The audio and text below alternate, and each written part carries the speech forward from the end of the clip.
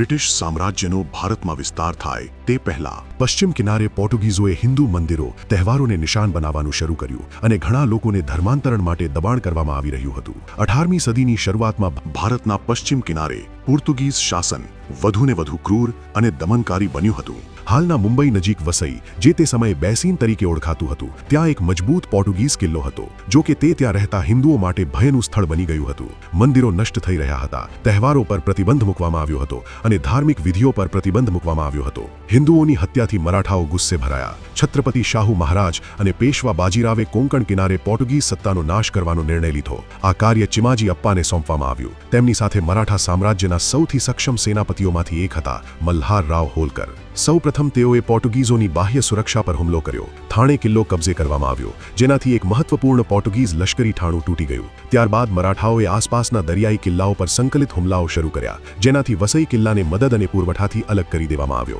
વસઈ કિલ્લાનો ઘેરો 17 ફેબ્રુઆરી 1739ના રોજ શરૂ થયો તોપમારો ચાલુ રહ્યો પરંતુ કિલ્લાને વધારે નુકસાન ન થયું ત્યારબાદ મલ્હાર રાવ હોલકરે એક સાહસિક અને ધૈર્યપૂર્ણ યોજના અપનાવી તેમને ખ્યાલ આવ્યો કે આ વિસ્તારના ભૂપ્રદેશનો ઉપયોગ કિલ્લાની દિવાલોને ગુપ્ત રીતે નબળી કરવા માટે થઈ શકે છે તેથી જમીનમાં ઊંડી ભૂગર્ભ ટનલ ખોદવામાં આવી જે કિલ્લાની દિવાલોની પેલે પાર જતી હતી મરાઠા ઇજનેરોએ ગુપ્ત રીતે 10 અલગ ટનલ બનાવી અને તેમાં વિસ્ફોટકો ભરી દીધા ઘણા સપ્તાહની તૈયારી બાદ આખરે 3 મે 1739ના રોજ નિર્ણાયક ક્ષણ આવી એક પ્રચંડ વિસ્ફોટથી સાન સેબેસ્ટિયન ટાવર ઉડી ગયો જેનાથી કિલ્લાની સુરક્ષાનો મોટો ભાગ તૂટી ગયો મરાઠા સૈનિકો તરત જ તિરાડમાંથી ઘૂસી ગયા પોર્ટુગીઝ પ્રતિરોધ તૂટી ગયો અને તેમને 5 મે 1739ના રોજ શરણાગતિ સ્વીકારવી પડી અંતે 23 મે 1739ના રોજ વસઈ કિલ્લા પર મરાઠા ભગવો ધ્વજ ફરકાવવામાં આવ્યો